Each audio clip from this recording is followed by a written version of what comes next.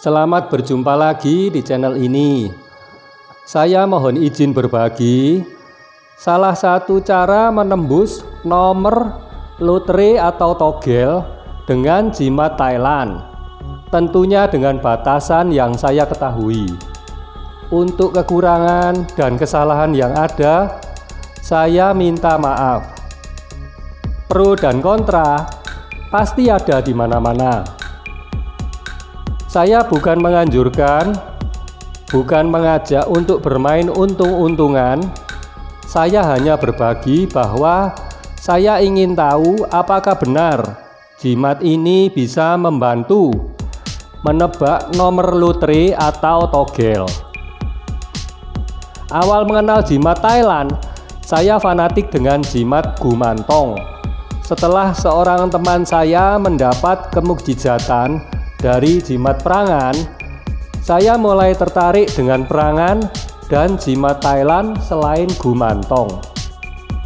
Setelah itu, saya ingin tahu kebenaran jimat Thailand yang katanya untuk keberuntungan menebak nomor lotre atau togel. Sekitar akhir tahun 2019, saya nitip ke seorang teman yang ke Thailand untuk membelikan satu jimat khusus untuk berjudi. Saya penasaran dan ingin tahu kebenaran jimat ini. Nomor lotre atau togel. Togel adalah permainan untung-untungan menebak angka. Togel adalah permainan spekulasi berisiko tinggi. Selain faktor probabilitas, salah satu faktornya adalah keberuntungan di dalam menebak angka kemenangan. Togel dikenal luas di masyarakat dan ada sebagian orang sangat menyukainya. Togel singkatan dari toto gelap. Permainan spekulasi dengan risiko tinggi telah ada sejak lama. Dulu ada dengan nama SDSB, Sumbangan Dermawan Sosial Berhadiah. Sekitar tahun 1993 dilarang dan ditutup. Setelah itu marak togel Singapura, disusul dengan togel Hong Kong, togel Macau, togel Sydney, dan lain-lainnya. Ada organisasi undian dunia atau yang disebut dengan World Lottery Association, singkatan WLA. Teman-teman bisa cek di webnya untuk mengetahui apakah nomor togel yang sering dibeli tergabung di badan organisasi ini. WLA bertugas mengawasi tingkat keterbukaan satu bandar nomor lotre dalam menentukan angka kemenangan. Untuk wilayah Asia bisa diakses ke Asia Pacific Lottery Association atau APLA. Umumnya nomor lotre togel ada 4-6 digit yang diperhitungkan sebagai nomor kemenangan. Bagi penghobi, permainan ini sangat menyenangkan. Selain hobi dan kemenangan adalah tujuan utama, ada kepuasan tersendiri saat tepat menebak angka kemenangan. Apakah harus dengan jimat Thailand? Jimat keberuntungan yang baik adalah tidak memakan korban atau tumbal nyawa keluarga kita. Jimat keberuntungan yang baik adalah meningkatkan keberuntungan kita agar memperbesar peluang memenangkan permainan. Menurut saya lebih suka dengan jimat Thailand karena di sana banyak praktisi spiritual yang telah terkenal dan diakui bukan hanya di lokalan Thailand, bahkan sudah dikenal dan diakui di luar negeri Thailand.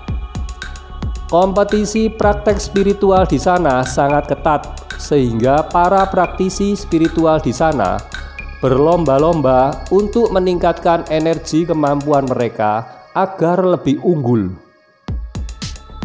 Nilai lebih jimat Thailand adalah tidak meminta korban nyawa.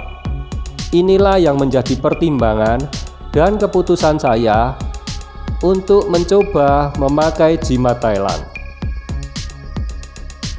Jimat Yak Mayai. Awalnya saya diarahkan ke jimat buatan Ajan Kalum. Karena harga sudah tinggi, maka teman saya mencarikan info di Thailand dan pilihannya ke jimat Yak Mayai atau Piseh Samut buatan Lersi Kengkai. Mitologi adalah ilmu tentang bentuk sastra yang mengandung konsepsi dan dongeng suci mengenai kehidupan dewa dan makhluk halus dalam suatu kebudayaan. Mitologi Thailand mengisahkan Yak Mayai adalah raksasa wanita yang menguasai bidang kekayaan, rezeki, dan keberuntungan. Yak adalah raksasa, Mai adalah ibu, Yai adalah nama panggilan beliau. Yak Mayai disebut juga dengan Piseh Samut. Fungsinya dipercaya meningkatkan keberuntungan, mempertajam intuisi dalam hal nomor lotre, perjudian, mengabulkan permohonan Anda dalam hal rezeki, meningkatkan keberuntungan bisnis atau penjualan, meta mahasane atau pengasihan. Mengapa harus jimat Yak Mayai? Jimat ini disucikan oleh Lersi Kengkai.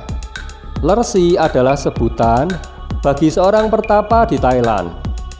Lersi Kengkai sangat terkenal di Thailand, bahkan terkenal hingga di negara Singapura, Hong Kong, Republik Rakyat Tiongkok, dan lain-lainnya karena gold foil fortune blessing-nya yang memakai Piseh Samut Wica dan amulet Yak Mayai-nya. Banyak orang Thailand memenangkan lotre lokal. Lersi Kengkai telah banyak menerima penghargaan di event pemberian penghargaan yang diberikan kepada seseorang praktisi supranatural yang dinilai berprestasi. Intinya, prestasi Lersi Kengkai bagus dan jimat buatan beliau banyak yang cocok. Apa bahan bakar jimat ini? Jimat Yak Mayai meningkatkan keberuntungan secara ekstrim di bidang judi atau tebak angka dengan meningkatkan intuisi kita. Jimat ini bekerja dengan bahan bakar kebaikan yang pernah kita lakukan atau karma kebaikan kita. Menurut keyakinan tertentu yang dijelaskan oleh Yang Mulia Sri Panavaru Mahatera, menjelaskan sebagai berikut. Hoki versus karma. Seringkali kita mendengar banyak orang mengatakan hoki teit atau hoki nomor 1. Saat mengomentari keberhasilan seseorang, bagaimana kita melihat dan menyikapi ungkapan seperti itu? Apa yang sering disebut hoki atau keberuntungan dalam percakapan sehari-hari adalah berbuahnya karma baik kita dalam kehidupan sekarang ini. Menurut keyakinan tertentu yang meyakini bahwa hidup kita sekarang merupakan kehidupan yang kesekian juta, bahkan kesekian ratus juta atau malah lebih. Tentu saja dalam kehidupan kita yang lampau sudah banyak perbuatan yang baik maupun yang buruk atau yang disebut karma baik dan karma buruk. Karma adalah perbuatan yang telah kita lakukan, dapat berupa perbuatan baik maupun buruk. Karma tersebut akan mendatangkan akibat buah atau vipaka yang sesuai dengan karma yang diperbuat. Karma baik akan menghasilkan vipaka yang baik, karma buruk menghasilkan vipaka buruk. Dari sekian banyak karma yang ada, yang mana yang akan berbuah? karma yang telah kita lakukan dapat dianalogikan sebagai sebuah biji.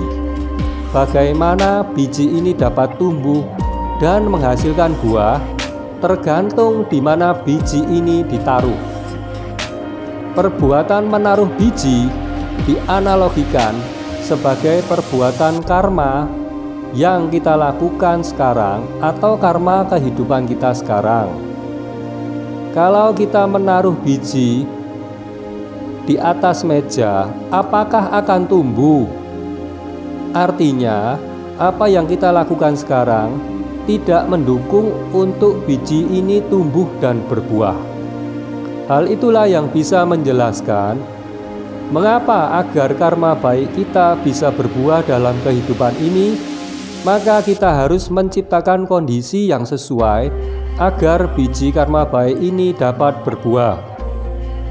Apa yang mengkondisikan karma baik kita agar berbuah?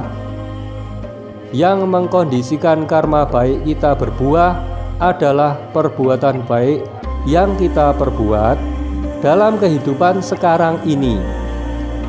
Jadi kita menciptakan hoki kita dengan berbuat banyak kebaikan serta usaha yang mendukung agar karma baik kita berbuah.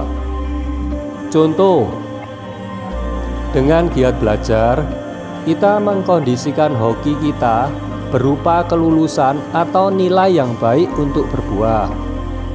Dengan berusaha atau bekerja yang tekun, serius, jujur, maka kita mengkondisikan hoki kita untuk berbuah, menjadikan kita mempunyai uang. Ada orang yang berkata, dia tidak melakukan apa-apa kok rezekinya melimpah ruah. Apa bukan hobinya besar? Kata-kata ini umumnya kita dengar. Tidak mungkin dia tidak melakukan apa-apa. Yang ada adalah dia hanya melakukan atau berusaha sedikit saja, namun sudah dapat mengkondisikan karma baiknya berbuah. Ini hanya bisa terjadi jika bibit atau biji tersebut kualitasnya super atau jumlahnya banyak sekali, atau keduanya, memiliki jumlah biji yang banyak dan kualitasnya super. Dengan kata lain, timbunan karma baiknya banyak sekali dan kualitasnya super, sehingga dengan perbuatan baik sedikit saja, biji karma baik tersebut langsung berbuah. Berbuat baik atau karma baik tidak selalu harus sebagai sesuatu yang luar biasa, dan yang penting harus tepat sasaran. Bagi sebagian orang, tersenyum, berkata-kata yang menyejukkan, memberikan nasihat yang berguna, dan lain sebagainya sudah cukup untuk mengkondisikan timbunan karma baik super yang dimilikinya langsung berbuah.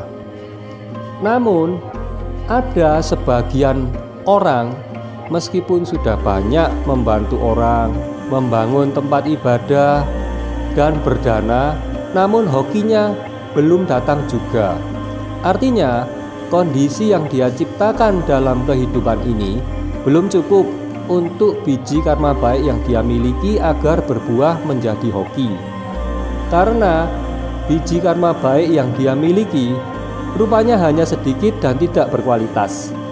Karena orang ini masih mempunyai sifat kesombongan dan keegoisan, dan terlalu keras dengan hatinya selalu berbuat baik, hanya mau menonjolkan namanya, dan selalu berbuat baik tidak tepat dan menganggap dirinya paling pintar. Apakah perbuatan baik dia saat ini ternyata tidak menghasilkan hoki tersebut tidak berguna? Pasti berguna. Perbuatan baik itu berubah menjadi bibit karma baik yang berkualitas super, yang akan berbuah saat kondisinya tepat. Kapan kondisinya tepat? Kita tidak tahu. Salah satu sosok suci mengatakan bahwa satu hal yang tidak bisa diketahui prosesnya oleh orang awam adalah hukum karma. kita hanya mengetahui kaidahnya, yaitu baik menghasilkan baik, buruk menghasilkan buruk. Oleh karena itu, marilah kita berbuat kebaikan setiap saat sebanyak yang bisa kita lakukan. Selamat menciptakan hoki atau keberuntungan. Bagaimana penjelasan proses kerja jimat ini? Jimat ini sejak akhir tahun 2019 sampai dengan 2020 saya miliki. Tetapi saya belum tahu bagaimana cara menggunakannya. Saya bertanya ke seller terpercaya saya mengenai tata cara mendapatkan nomor lotre lewat media jimat ini. Tapi seller saya dan saya bukanlah pemain togel. Kita berdua sama-sama tidak tahu cara pakainya. Hingga satu ketika saya mengendarai mobil bepergian dengan anak saya yang masih di bawah 5 tahun. Saya mendengarkan siaran radio salah satu stasiun radio di kota saya. Anak balita saya bermain dan tanpa sengaja merubah channel frekuensi radio ini sehingga berubah frekuensi radio tadi. Saya mendapatkan inspirasi tentang frekuensi gelombang.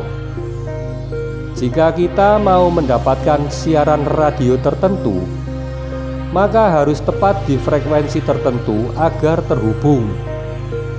Meski kita bertetangga dekat dengan pemancar radio, jika frekuensi berbeda, tentu tidak mendapatkan siaran radionya. Frekuensi gelombang otak. Frekuensi gelombang otak manusia berbeda-beda untuk setiap fase sadar, rileks, tidur ringan, tidur nyenyak, trans, panik, dan sebagainya. Frekuensi otak akan selalu berbeda sesuai kondisi pikiran dan fisik seseorang. Getaran atau frekuensi merupakan jumlah pulsa atau impuls per detik dengan satuan hertz. Otak memiliki ritme gelombang frekuensi sendiri. Ada alat untuk mengukur gelombang otak, elektroencephalografi. Otak bisa mengirim dan menerima sinyal frekuensi di gelombang tertentu. Beta 13-30 Hz, alfa 8-13 Hz, theta 4-8 Hz, delta 0,5-4 Hz. Gelombang beta.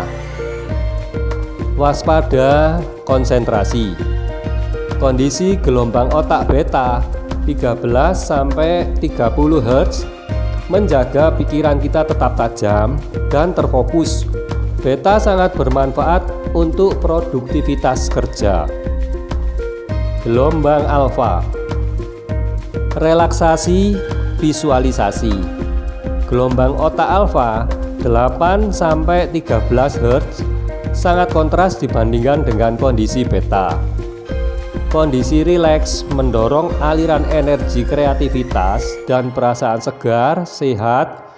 Kondisi gelombang otak ideal untuk perenungan. Berikutnya gelombang theta. Relaksasi mendalam, meditasi, peningkatan memori. Gelombang ini lebih lambat dari alfa. Kondisi gelombang otak theta 4-8 Hz. Frekuensi theta ini dihubungkan dengan pelepasan stres dan pengingatan kembali memori yang telah lama. Dapat digunakan untuk menuju meditasi yang lebih dalam. Gelombang delta. Penyembuhan, tidur lebih dalam. Kondisi delta 0,5-4 Hz. Saat gelombang otak semakin melambat, sering dihubungkan dengan kondisi tidur yang sangat dalam. Beberapa frekuensi dalam jangkauan delta ini diiringi dengan pelepasan hormon. Maksud saya dengan pelepasan hormon pertumbuhan yang bermanfaat dalam penyembuhan. Kita bisa menerima petunjuk secara intuisi pada umumnya saat berada di 3 gelombang otak sebagai berikut: alfa, theta, dan delta. Alfa dan theta bisa dikondisikan dengan cara tertentu, sedangkan delta adalah lewat mimpi. Apakah jimat ini menjamin pemiliknya menjadi seorang dewa judi? Apakah jimat ini menjamin pasti menang judi? Apakah jimat ini menjamin pemiliknya atau pemakainya menjadi seorang dewa judi seperti di film God of Gamblers yang box office di era tahun 1989? Tidak, teman. Di dunia ini tidak ada yang pasti. Tidak ada jaminan dari pembuatnya. Semua kembali ke diri kita masing-masing, tergantung karma kebaikan kita, dan tergantung kita mengkondisikan gelombang otak kita. Jimat ini hanya sebagai sarana dan alat yang mempercepat kematangan perbuatan baik kita dan memperbesar keberuntungan kita, yang memperbesar peluang kemenangan. Saya akhiri dulu tayangan ini. Berikutnya saya coba mengulas tata caranya untuk mendapatkan petunjuk nomor lotre atau togel lewat intuisi dengan media jimat Yak Mayai berdasar eksperimen pribadi. Jangan percaya tayangan ini. Jauh lebih baik berehi pasiko. Saya kutip dari salah satu keyakinan tertentu. Jika saya terjemahkan secara bebas, artinya adalah datang, lihat, dan buktikan sendiri. Jimat tetap jimat, kembali ke kebaikan kita masing-masing. Jimat yang sama bisa memberikan efek dan hasil yang berbeda. Semoga tayangan ini bisa menghibur dan bermanfaat untuk semua teman-teman. Sampai jumpa dan terima kasih.